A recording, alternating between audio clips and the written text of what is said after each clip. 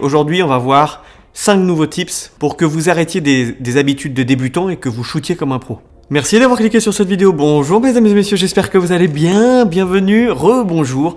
Pour ceux qui me suivent toutes les semaines, tous les lundis, ça fait très plaisir, merci. Et avant que ça commence, je voulais juste vous faire un rappel. Pour ceux qui suivent les masterclass et qui sont sur le groupe Facebook privé ou pour ceux qui me suivent sur Instagram, vous savez que jeudi 5 décembre, il y a la projection privée de Rose de Chine à l'UGC Paris-Bercy. J'ai invité aussi de la communauté, donc si vous n'êtes pas inscrit, si vous souhaitez venir, vous avez le lien en description pour prendre vos places pour Rose de Chine. C'est gratuit, c'est moi qui régale. À 14h, UGC Bercy, le 5 décembre et le soir à 18h30, il y aura le Red Meet qui est organisé par TRM. Et là, vous allez pouvoir aussi me voir puisque je serai speaker à 19h30. Ça se passe dans le Marais, à la Fabrique. Et vous avez le lien également pour vous inscrire, c'est également gratuit. Et ça va être 2 événements en une journée qui sont absolument géniaux. C'est l'occasion de venir à Paris si vous n'êtes pas de Paris. Les amis, cette vidéo elle est sponsorisée par Motion Array qui ont sorti Voice Over, la nouvelle fonctionnalité de voix off faite par l'IA.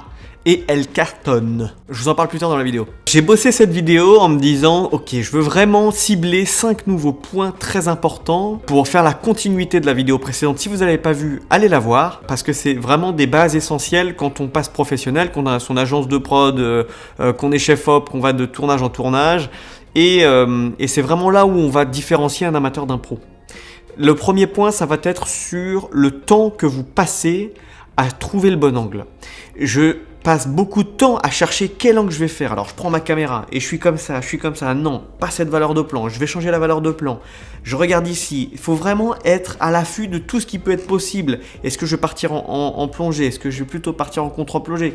Est-ce que je vais me décaler? Je vais visser un peu vers la droite pour avoir juste ça dans la compo. Et donc à partir de là, il y a un moment où vous allez avoir le déclic et où vous allez dire ok, c'est ça.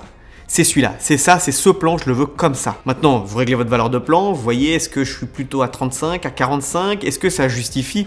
Et en fait, vous allez vous poser plein de questions. Déjà, la première question, est-ce que c'est le bon angle? Est-ce que j'ai bien choisi? Est-ce que c'est justifié? Est-ce que ma plongée elle est justifiée? Est-ce que ma contre-plongée elle est justifiée? Est-ce que c'est la bonne valeur de plan? Est-ce qu'elle est justifiée cette valeur de plan? Et pourquoi est-ce que je suis à 35 et pourquoi je ne serais pas à 55? Pourquoi je le colle pas contre le fond? Pourquoi je rétrécis pas la profondeur de champ? Pourquoi est-ce que j'améliorerais pas pour un grand angle pour avoir toute la compo, etc.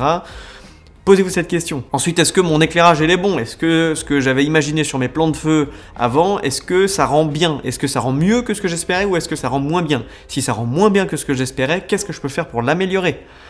Ça veut dire changer d'éclairage, changer de température de couleur, changer d'angle, voilà, changer les caractéristiques de la lumière, hein, comme on voit dans la masterclass direction photo, les 4 caractéristiques de la lumière, changer la qualité de la lumière, est-ce que c'est assez doux, est-ce que c'est trop brut, est-ce que c'est pas assez brut, est-ce que c'est pas assez doux, est-ce que mon sujet il est bon, est-ce que sa position elle est bonne, est-ce que son regard il est bon, est-ce que son mouvement il est bon, ce qu'il dit c'est bon.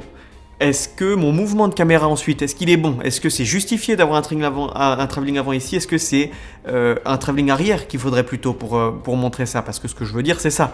Toujours avec votre direction à la réal, est-ce que c'est pas mieux d'avoir, je sais pas moi, un travelling circulaire? Est-ce que c'est pas mieux du fixe? Parce que ici c'est figé et je pense que je veux créer un tableau et je veux vraiment qu'on soit immergé dedans au maximum et le fixe parfois ça aide beaucoup plus. Est-ce que mes réglages y sont bons? Est-ce que ma vitesse d'obturation elle est bonne? Est-ce que mon angle d'obturateur de l'obturateur il est bon? Mon angle d'obturation il est bon? Est-ce que mes vitesses d'image par seconde sont bonnes? Mes FPS? Et ça, on y reviendra dessus. En parlant de tableau, on parle de composition. Est-ce que tout est bon dans ma compo? Est-ce qu'il n'y a pas, comme ça a pu m'arriver, un petit flicker en bas à gauche qui arrive d'un coup et qui me pourrit mon truc?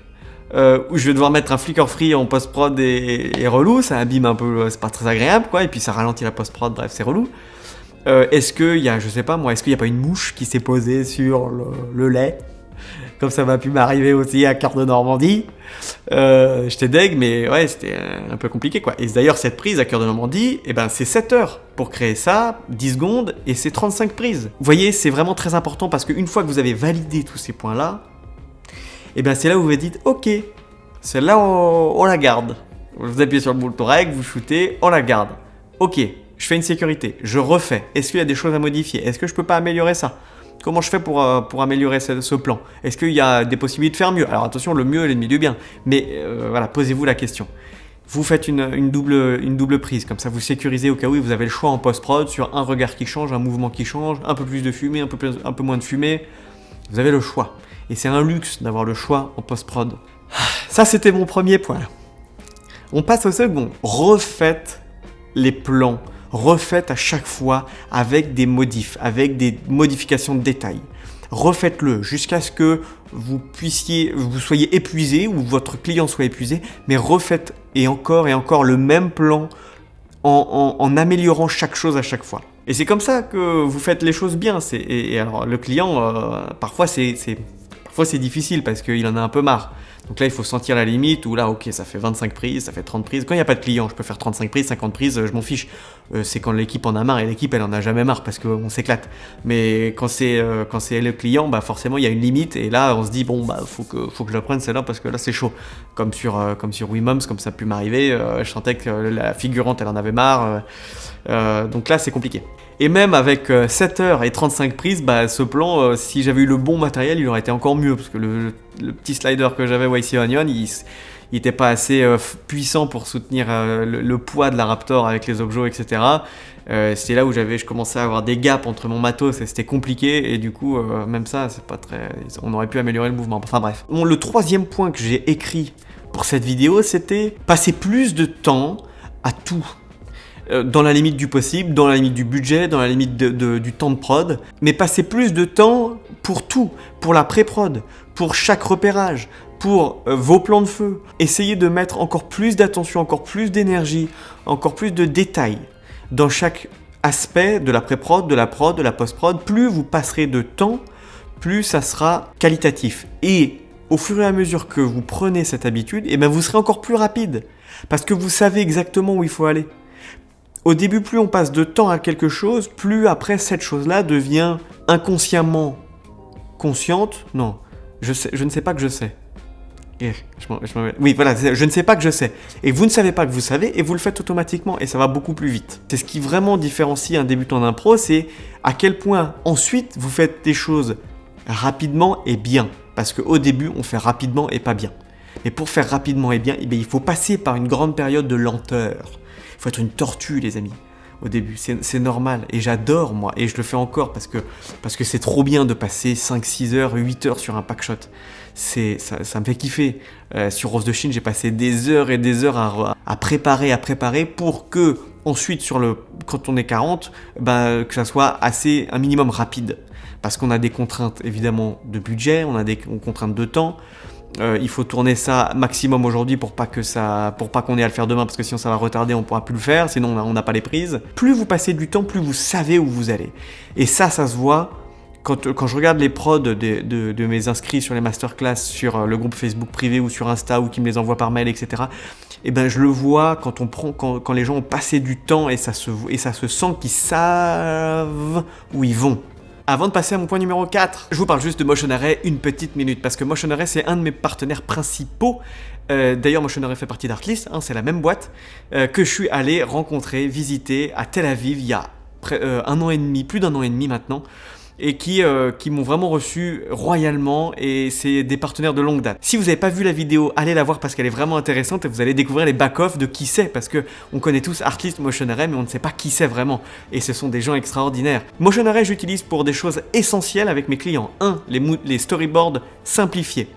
Les moodboards aussi, j'allais dire moodboard, mais oui, moodboard simplifié et storyboard simplifié. Parce qu'ils ont un stock photo qui est exceptionnel et pour moi c'est le meilleur là-dessus. Et évidemment en fonction de la licence, vous pouvez avoir le stock footage mais aussi le voice-over pour avoir la possibilité de créer des storyboards vidéo pour vos clients, que ce soit des moodboards ou des storyboards vidéo où vous allez pouvoir rajouter une voix off faite par l'IA et c'est absolument monstrueux. Vous avez aussi la possibilité de télécharger énormément de musique, mais aussi des templates. Et pour ça, c'est quand même une des plateformes qui centralise le plus toutes ces fonctionnalités. Vous avez la possibilité d'économiser 50$ sur votre abonnement, sur n'importe quel abonnement que vous prenez grâce à mon lien d'affiliation qui est dans la description. Je vous remercie énormément de passer par ce lien parce que c'est comme ça que moi je continue de travailler avec eux, qui me sponsorisent et que je vous donne du contenu. Parce que c'est du boulot, les amis. Je vous rendez pas compte, mais c'est beaucoup de boulot. Et merci Motion Array de sponsoriser. Mais voilà, On continue. 4e point, c'est en parlant de FPS. J'ai vu beaucoup d'étudiants, d'inscrits, des masterclass, des gens qui m'envoient leur prod, qui shootaient, Oh là là, je préférais parler en chinois. 你们好，我们今天要讲中文，因为我的中文比我的法语应该更好。Je reprends. J'en vois beaucoup qui shootent tout à 50 fps pour ensuite avoir le choix de ralentir ce qu'ils veulent et de passer certains plans en 25 fps en post-prod. Faux. Grosse erreur. Grave. Nul. Zéro. Pointé. Nada. Néant. Niette. Bille, boule, ne faites pas ça. Pourquoi ? Parce que un œil de client, de 80% des clients ne verra peut-être pas. Mais moi, mes clients, ils sont hyper à cheval dans l'image, dans la prod, dans le cinéma, etc. C'est impossible de regarder ça. Moi, je ne peux pas voir des choses comme ça parce qu'il n'y a pas ce flou naturel, il n'y a pas ce mouvement naturel qui fait que vous buggez. Moi, ça me fait bugger et je sors de la prod et je ne suis pas du tout immergé dedans parce qu'il y a un problème de netteté dans l'image. C'est beaucoup trop net. Le mouvement qui bouge est trop net. Ce n'est pas naturel. Et quand c'est pas naturel, on sort de l'image et on se pose des questions. Et là, vous avez perdu votre audience.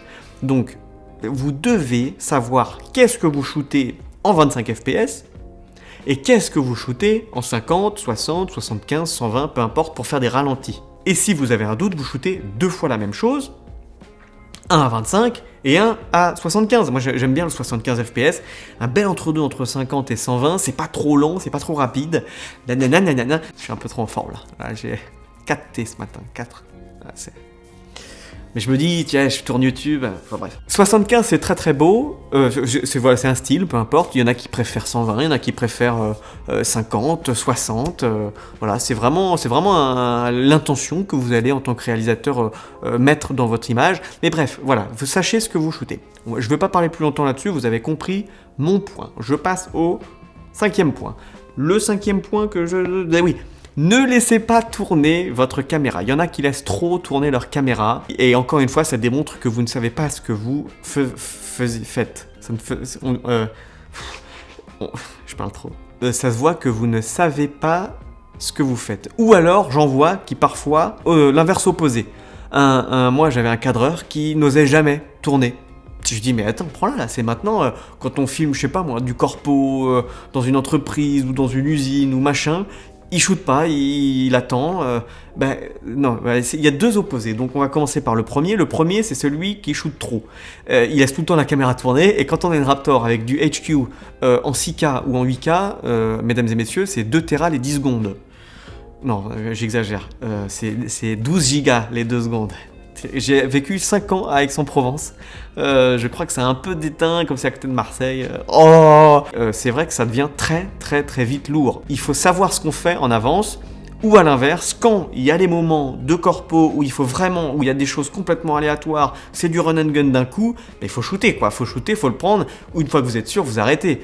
Mais il y a vraiment un discernement à avoir sur quand on shoot pas. Et je trouve que ça, c'est pas encore acquis par pas mal, que je vois Donc, posez-vous la question, introspectez-vous, est-ce que je shoot au bon moment, est-ce que je tourne de petits rushs? Il y a un grand réal qui a parlé de ça, je voyais un reel sur Instagram, qui parlait de ça et qui disait j'ai jamais vu ça dans le cinéma, on a une nouvelle génération où ils laissent tourner la caméra, ils prennent tout et n'importe quoi, ils ne savent pas ce qu'ils font. Pour ceux qui ont vu ma précédente vidéo sur Rose de Chine, film de 33 minutes, 5 Tera, c'est très peu.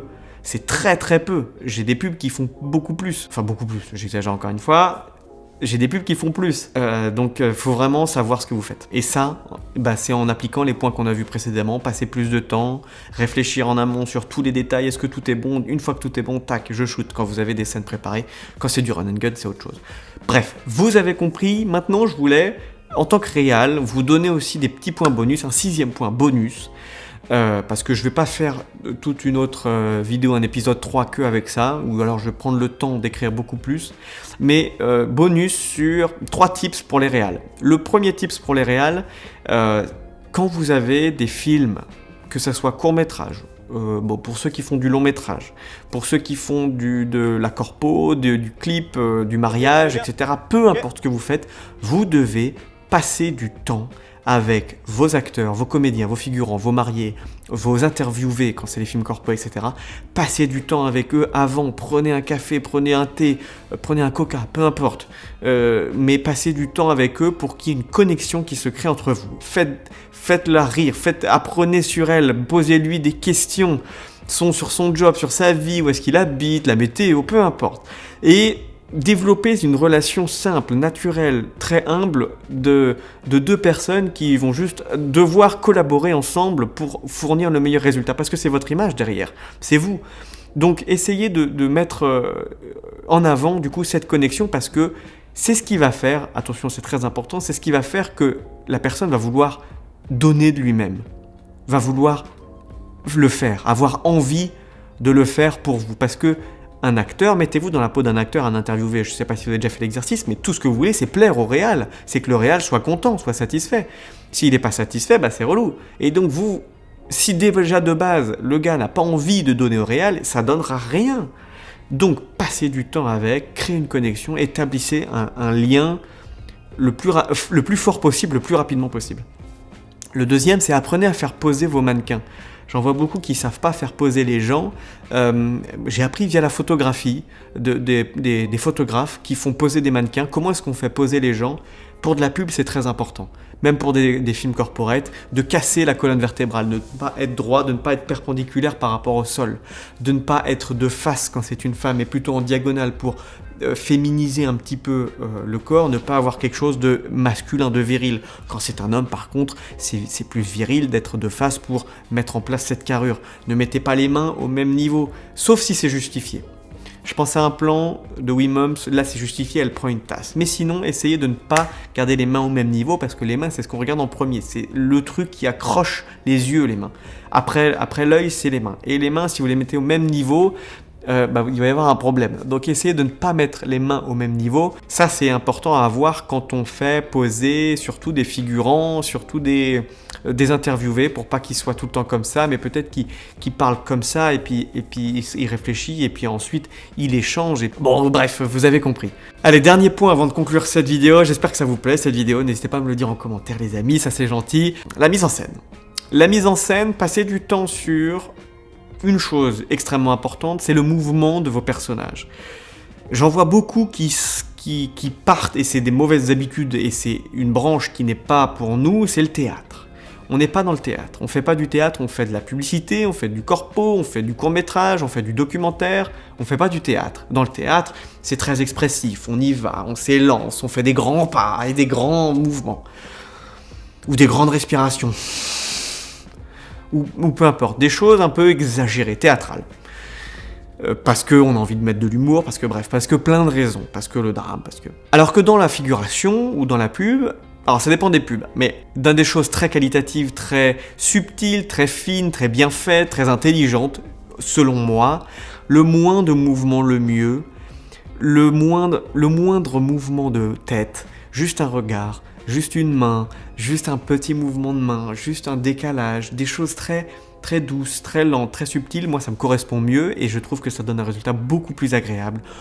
Gardez en tête que la simplicité aura toujours plus d'impact que la complexité, tout simplement.